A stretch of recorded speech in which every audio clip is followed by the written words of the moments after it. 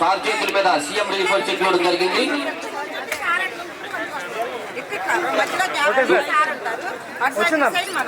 మన కూటమి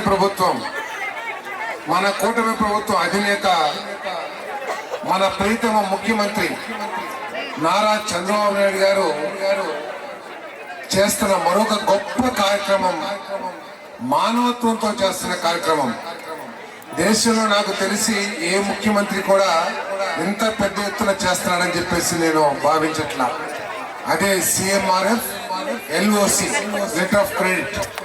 మనం ఉదయం కనుక ప్రాణాపాయంలో ఉన్న రోగి ఎవరైనా, పేషెంట్ ఎవరైనా ఉంటే అతనికి సంబంధించిన వైద్య ఖర్చుల కోసం సహాయం చేయమని ముఖ్యమంత్రి గారి దగ్గరికి వెళ్తే సాయంత్రం లోపల, ఉదయం గనక మనం లెటర్ ఇస్తే, రికమెండేషన్ లెటర్ మన నూజివీడు నుంచి నా ద్వారా సాయంత్రానికే 3 లక్షలు కొంతమందికి, 4 లక్షలు కొంతమందికి, 2 లక్షలు కొంతమందికి మరి ఇస్తున్న గొప్ప మానవతావాది మన ప్రీతమ ముఖ్యమంత్రి చంద్రబాబు నాయుడు గారు అని చెప్పేసి మనం చేస్తాము.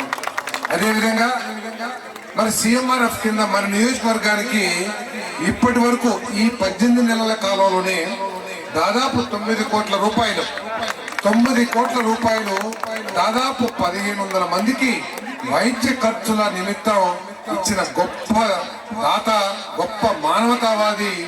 ఎందుకంటున్నారంటే ప్రభుత్వం డబ్బులే ఇచ్చినా కూడా ఇవ్వాలనే మనసు ఉండాలి. గత ప్రభుత్వంలో ఎవరైనా సరే మాట్లాడటానికి సిద్ధంగా ఉంటే నేను కూడా సిద్ధం.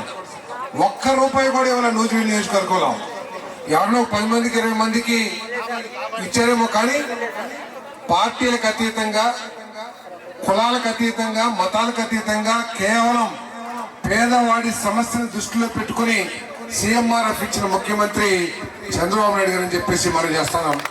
ఈరోజు శివకృష్ణ, పందిరిపల్లి శివకృష్ణ, ఇతనికి యాక్సిడెంట్ అయ్యి, మన ఎలక్ట్రికల్ యాక్సిడెంట్ అయ్యి తీవ్రంగా గాయపడ్డాడు, చెయ్యి కూడా పోగొట్టుకున్నాడు.